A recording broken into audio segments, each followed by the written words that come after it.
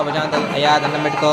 ఓం గణానాత్వా గణపతిం హవామహే కవిం కవీనాం వస్త్రవస్త్రం జ్యేష్ఠరాజం బ్రహ్మణాం బ్రాహ్మణస్పృహ ఆనస్మృతిభిశ్రీసారం శ్రీ మహాగణాధిపతయే నమః. పూలే నమస్కరించుకో నాయన. ఓం తచ్చమ్యోరావృమహి గాతుం యజ్ఞాయ గాతుం యజ్ఞపతి దైవీః స్వస్తిరస్మః తస్తిర్మానుషేభ్యः ఊర్ధ్వం జిగాతు వేషయం యమ్నో అస్తు ద్విపదే శంభుదుష్పదే. ఓం శాంతి శాంతి శాంతి. ధ్రువంతే రాజావరుణో ధ్రువంతేవో బృహస్పతిః అయం ముహూర్త సుముహూర్త అస్తు. అమ్మా పెళ్లి కూతురు తీసుకురండి. ఏమండి, పెళ్లి కూతురు కనిపించడం లేదట.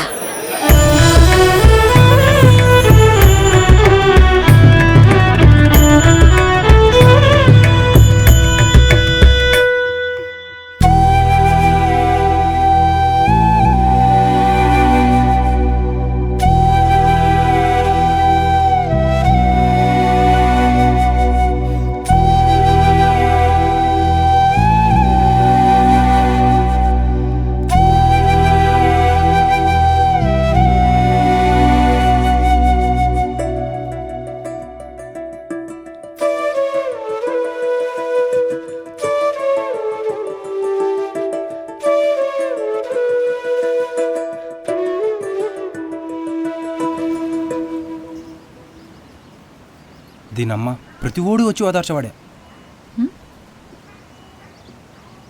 సారీ అండి. అయినా వీళ్ళని కాదు, ముందు మా పేరెంట్స్ వినాలి. Sorry again.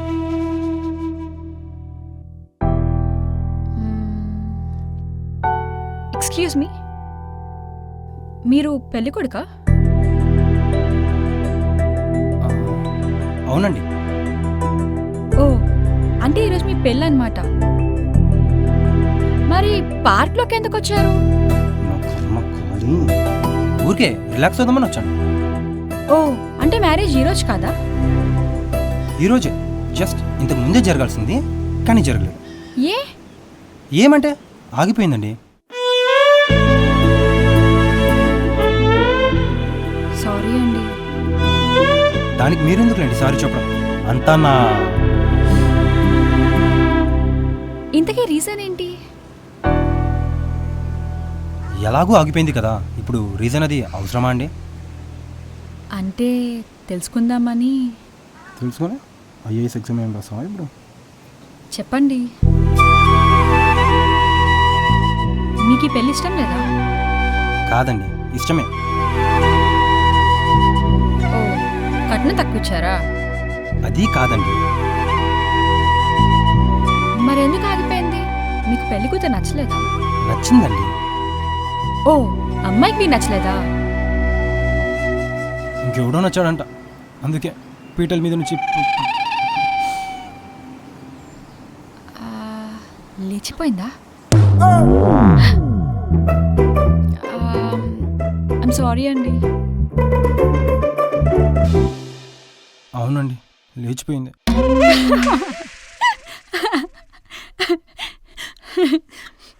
I'm sorry again. పర్లేదులేండి, ఇక్కడ మీరు ఒక్కరే నవ్వుతున్నారు, అక్కడ మండపంలో అందరూ నవ్వుతున్నారు. అది భరించలేకే ఇలా పడి వచ్చాను. పాపం జరిగిన దానికి మీరేం చేస్తారులేండి. అబ్బా, మీరు చాలా గ్రేట్ అండి. మా వాళ్ళు ఉన్నారు, సిచ్యువేషన్ అర్థం చేసుకుండా నవ్వుతున్నారు. మీరే చెప్పండి, ఆ అమ్మాయి ఊరిలో లవ్ చేసి వెళ్ళిపోతే తప్పు నాదా అండి?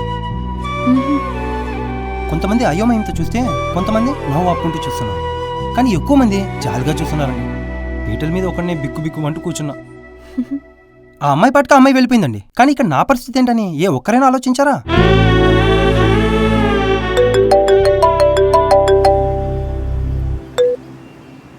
హలో హలో రేమా, ఎక్కడికి వెళ్ళిపోయారా? ఎక్కడికి పోలేదు, కానీ మ్యాటర్ ఏంటో చెప్పు. అదే మండపం నుంచి సడన్గా వెళ్ళిపోయావు కదా. అయితే ఏం లేదు, అఘాయిత్యం చేసుకుందామని చెప్పేసి భయపడుతున్నాం ఇక్కడంతా. రేయ్ పెట్రా, ఫోన్ పెట్టే. రే మావా, ఒక్క నిమిషం రా. ఏంటో చెప్పిచావు. జీవితం అమూల్యమైంది మావా. ఈ పిల్ల కాకపోతే ఇంకో పిల్ల, ఈ పెళ్లి కాకపోతే ఇంకో పెళ్లి. రేయ్, ఇంకొక మాట ఎక్స్ట్రా మాట్లాడనుకో కత్తిరించి పడేసా తప్ప. పెట్టే ఫోన్. చూసారా, ఆఖరికి ఫోన్లో కూడా వదలట్లేదండి. దీనంతటికీ కారణం ఆ పెళ్లి కూతురు, ఆమె ననాలి ముందు. అంతలా లవ్ చేసినప్పుడు పెళ్ళని విషయం తెలియగానే ఇంట్లో వాళ్ళకి గట్టిగా చెప్పచ్చు కదా. అప్పటికి వినకపోతే అప్పుడు ఇంట్లోంచి వెళ్ళిపోవాలి. అంతేకాని పెళ్లి ఏర్పాట్లన్నీ అయిపోయాక ఇంకో 5 నిమిషాలు తాళి కడతాను తెలియగానే వెళ్ళిపోతే నాలంటోడి పరిస్థితి ఏంటండి? పెళ్ళి ఓకైన తర్వాత నుంచి లైఫ్ మీద ఎన్ని హోప్స్ తెలుసా? వచ్చే అమ్మాయికి ఏ ఇబ్బంది ఉండకూడదని అన్ని అరేంజ్మెంట్స్ చేశాను. ఫ్రెండ్స్ అందరికీ బ్యాచులర్ పార్టీ కూడా ఇచ్చాను. పెళ్లి కోసం షాపింగ్, అమ్మాయి కోసం జ్యువెలరీ, ఆఖరికి హనీమూన్ కోసం టికెట్స్ కూడా ముందే బుక్ చేశాను. ఇప్పుడు ఇదంతా బొక్కే కదా నాకు. పైగా రూపాయి కట్టం తీసుకోలేదు. పెళ్లి ఖర్చు మొత్తం నాదే.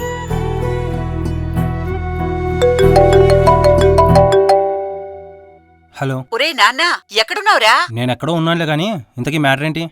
కొంపతీసి అమ్మాయి తిరిగి వచ్చిందా? అమ్మాయి తిరిగి రావడం కాదురా, మండపంలో వాళ్ళందరూ వెళ్ళిపోతున్నారు. వెళ్ళిపోతున్నారా? వెళ్ళిపోమను. ఇంతకీ అందరూ భోజనాలు చేశారా? పెళ్ళాగిపోతే ఆగిపోయింది గానీ భోజనాలు మాత్రం బాగున్నాయి అనుకుంటూ వెళ్ళారా? సర్లే గానీ మ్యాటర్ ఏంటో చెప్పు. అది క్యాటరింగ్ కోసం వచ్చిన వాళ్ళు డబ్బులు అడుగుతున్నారా. పెళ్లి ఆగిపోయాక ఈ డబ్బులు గోలేంటి? నేను అదే అన్నాన్రా. పెళ్లి ఆగిపోయిందని వచ్చిన వాళ్ళు తినకుండా పోలేదు కదా మేడం అన్నారు. సర్లే, నాన్నకు చెప్పి అకౌంట్ నుంచి ట్రాన్స్ఫర్ చేయమని చెప్పు. మీ సిచ్యువేషన్ చాలా ఫనీగా ఉందండి. అట్ ఏ టైం మీ మీద కొంచెం జాలిగా కూడా ఉంది. వెళ్ళింది అమ్మాయి కాబట్టి సిచ్యువేషన్ ఫన్నీగా ఉంది. అదే ప్లేస్లో నేను పీటల మీద నుంచి వెళ్ళిపోతే ఓ ట్రాజిడీ డ్రామాటిక్స్ నచ్చేది. నేను విలన్ అయి ఉండేవాడిని, ఆ అమ్మాయి హీరోయిన్ అయింది. మండపంలో అందరూ నన్ను తిడుతూ మా వాళ్ళతో గొడవ పడుతూ హో గాడ్. కానీ ఇక టోటల్ రివర్స్. పైగా అందరూ నా గురించి మాట్లాడుకుంటున్నారు. కానీ అమ్మాయిలా మీకు పెద్ద ప్రాబ్లం కాదు కదండి. అమ్మాయి పెళ్ళి ఆగిపోతే చాలా కష్టం. చుట్టుపక్కల వాళ్ళు, బంధువులు మాటలతో చంపేస్తారు. అమ్మాయి జాతకంలో ఏదో లోపం ఉందని, అమ్మాయి నష్టజాతకురాలని, బాబోయ్ చాలా ప్రాబ్లమ్స్ ఫేస్ చేయాలి. అబ్బాయిలదేముంది, కావాలంటే వేరే మ్యారేజ్ చేసుకోవచ్చు. కాకపోతే కొంచెం డబ్బులు ఖర్చు అవుతాయి. ఏంటండి, అబ్బాయిలకి ప్రాబ్లమ్స్ లేవా? పెళ్ళాగిపోతే అమ్మాయికి ఎన్ని ప్రాబ్లమ్స్ ఉంటాయో అబ్బాయికి అన్నే ప్రాబ్లమ్స్ ఉంటాయి. బోనస్గా ఫ్రీ పబ్లిసిటీ కూడా. పబ్లిసిటీ ఏంటి? ఓ పెళ్లి జరిగిందనుకోండి, కొంతమందికి తెలుస్తుంది. అదే ఆ పెళ్ళి ఆగిపోతే అయిన వాళ్ళకి కాని వాళ్ళకి అందరికీ తెలుస్తుంది. అప్పుడు వాళ్ళు పెళ్లి కొడుకు ఎవరు, పెళ్లి కూతురు ఎవరు అని మొత్తం డీటెయిల్స్ తెలుసుకుంటారు. రేపు పొద్దున ఏదైనా సంబంధం కోసం ట్రై చేశామా, అవతల వాళ్ళకి మన పాస్ట్ గురించి తెలిసి పెళ్ళని ఇవ్వడానికి ఒప్పుకోరు. ఇంకెలా అండి ఇంకో పెళ్లి చేసుకోవడం? పెళ్ళి ఆగిపోయినా కూడా సెకండ్ హ్యాండ్ కేసు కింద జమ కట్టి వచ్చే మ్యాచ్లు సెకండ్ హ్యాండ్ వస్తాయి. ఏం చెప్పమంటారండి మా ప్రాబ్లమ్స్? ఇదంతా పక్కన పెట్టండి. అసలు అమ్మాయికి పెళ్లి పీటల మీద నుంచి లేచి వెళ్ళిపోయేంత ధైర్యం ఎవరండి వీళ్ళకి ఇచ్చేది? ఫ్రెండ్స్, అరే ఫ్రెండ్స్ మేము ఉన్నాం కదరా భయ్, నువ్వేం టెన్షన్ తీసుకో. పిల్లనైతే తీసుకురా ఫస్ట్, మిగతా సంగతి అంతా మన వాళ్ళు చూసుకుంటారు. అరే పేరెంట్స్ ఏముందిరా భయ్, వారం దినాలు ఏడుస్తారు, తర్వాత అల్లుని ఇంటికి తీసుకురామంటారు. ఏంటి పెళ్లి కొడుక? అరే ఈ దునియాలా పెళ్లి కొడుకు గురించి ఫస్ట్ టైం సోంచాయించింది నువ్వేరా భయ్. పెళ్లి కొడుకుది ఏముందిరా భయ్, కుదిరితే పందిట్లో ఒకడే కూర్చుంటాడు, లేకుంటే ఇంకో పెళ్లి చేసుకుంటాడు. ఏం టెన్షన్ ఏం. Excuse me, any problem? అరే నువ్వు తీసుకొచ్చాయిరా భయ్, తీసుకొచ్చాయి అంతే.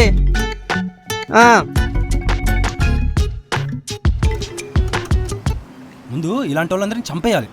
వీళ్ళ వల్లే నాలాంటి వాళ్ళ లైఫ్ ఇలా తగలడింది. ఎందుకు మీరు ఇంత ఫ్రస్ట్రేట్ అవుతున్నారు? దీనివల్ల బీపీ పెరగడం తప్ప వేరే యూజ్ ఏం ఉండదు.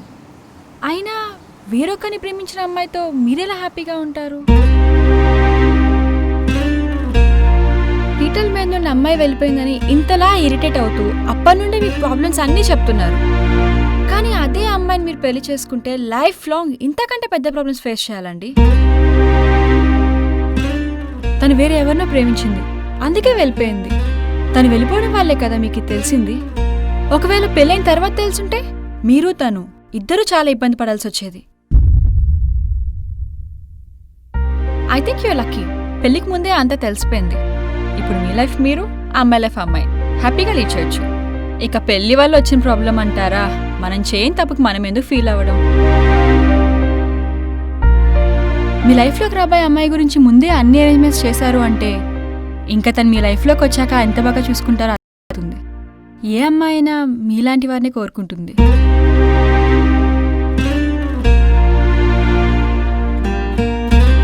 వెల్ సెటిల్డ్, వెల్ ప్లాన్డ్, అన్నిటికంటే ఇంపార్టెంట్ మీరు మీ వైఫ్కి ఇచ్చే ప్రయారిటీ. ఇది చాలు మీరు ఎంత మంచివారో చెప్పడానికి. మీకున్న మంచి మనసుకి మీకు మంచి అమ్మాయి వస్తుంది. ప్రతి ఒక్కరి లైఫ్లో సోల్మేట్ అనేవారు ఒకరు ఉంటారు. మీకోసం కూడా ఒకరు ఉండే ఉంటారు. తన కోసం వెయిట్ చేయకుండా మీరే తొందరపడుతున్నారేమో. స్ట్రేంజర్ని మరీ ఎక్కువగా చెప్పినా బాగోదు. I hope you understand.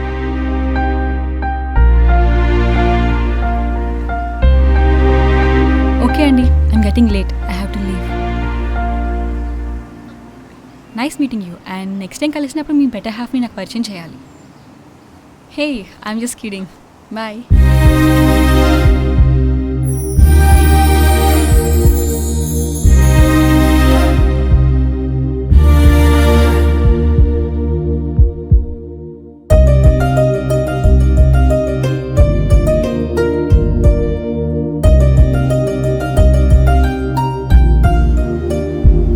Excuse me, మీతో ఓ 2 minutes మాట్లాడొచ్చా?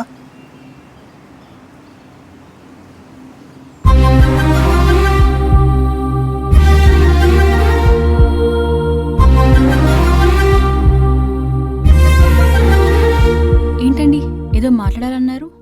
చెప్తాను, బట్ మీరు దాన్ని ఎలా...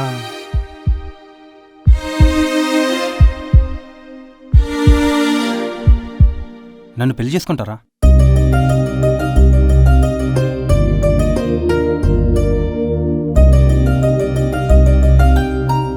ఎక్స్క్యూజ్ మీ, ఏమన్నారండి? అవునండి, మీరు విన్నది కరెక్టే. Will you marry me? What the hell! వచ్చారు, కూర్చున్నారు, మీ బాధ చెప్పారు. బాధలో ఉన్నారు కదా అని 2 మాటలు ఓదార్పుగా మాట్లాడితే వాట్ ద స్క్రాప్. లేదండి, నేను చెప్పేది నిజం. పెళ్ళి ఆగిపోయిందనో లేక వేరే ట్రాన్స్లో ఉండో ఈ మాట చెప్పట్లేదు. నిజంగానే అడుగుతున్నా. అసలు నా గురించి ఏం తెలుసని అడుగుతున్నారు? మనం కలిసి 10 నిమిషాలు కూడా కాలేదు, డైరెక్ట్గా పెళ్ళి అంటున్నారు. అసలు ఎలా కనిపిస్తుందని మీకు? పెళ్లి చూపులకు వచ్చినప్పుడు కూడా ఉండేది 10 నిమిషాలే అండి. ఆ 10 నిమిషాల్లోనేగా పెళ్ళిని డిసైడ్ చేస్తారు.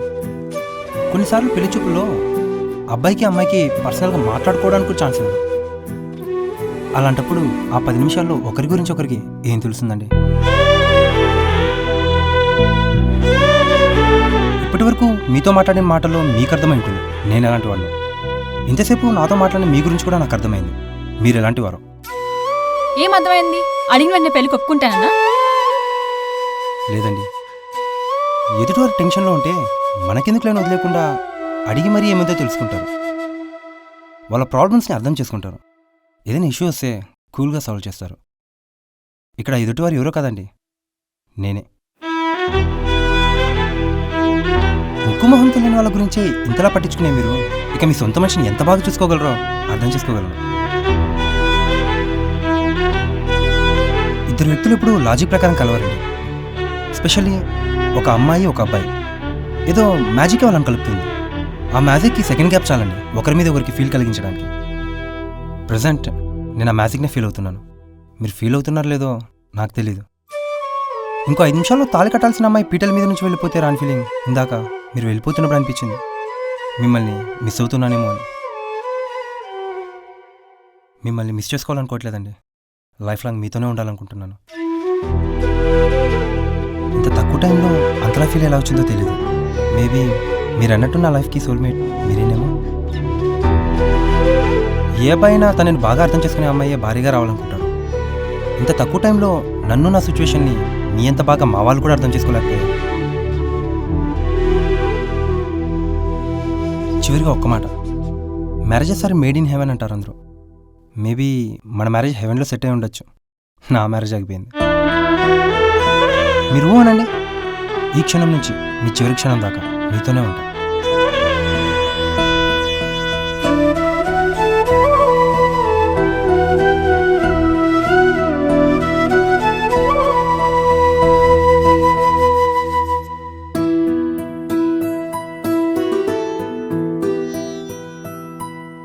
మీరు చెప్పిన దానికి ఎలా రియాక్ట్ అవ్వాలో నాకు తెలియడం లేదు. నాకు సంబంధించినంత వరకు ప్రతి డెసిషన్ మా పేరెంట్సే తీసుకుంటారు. నా మ్యారేజ్ గురించి కూడా వాళ్ళని కాదని నేను ఏది చేయను.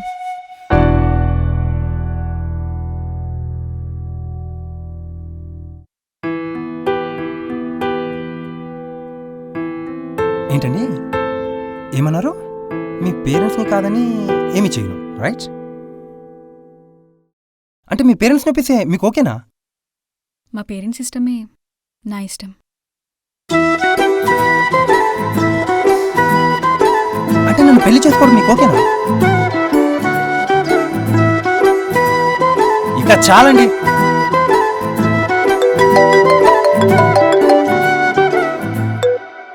హలో అమ్మా. ఒరే నాన్న, నీకో గుడ్ న్యూస్ రా. గుడ్ న్యూసా? ఏంటమ్మా అది? అది మన సీనుమాయ లేడు, ఆయన మూడో కూతురు కూడా కుజదోషం ఉందట. నువ్వు త్వరగా వస్తే ఇదే మండపంలో మీ పెళ్లి చేసేయచ్చు. అమ్మా, ఇంకొకసారి కుజదోషాలు పెసరట్టు దోషాలు అన్నావు అనుకో, చంపేస్తా. పెట్టే ఫోన్. మీకు కుజదోషం ఉందా? ఓ, ఇప్పుడు అదొడ్డొచ్చిందా? అయినా ఈ రోజుల్లో ఈ కుజదోషాలు జాతకాలు ఏంటండి? We are in Android generation. అలా అని కాదండి, అంటే అది యాక్చువల్లీ నాకు కుజదోషం ఉంది. అయ్యో, కుజదోషం చాలా పవర్ఫుల్ అండి. కొంచెం తేడా వచ్చినా బాబోయ్ లైఫే కొలాప్స్ అయిపోద్ది.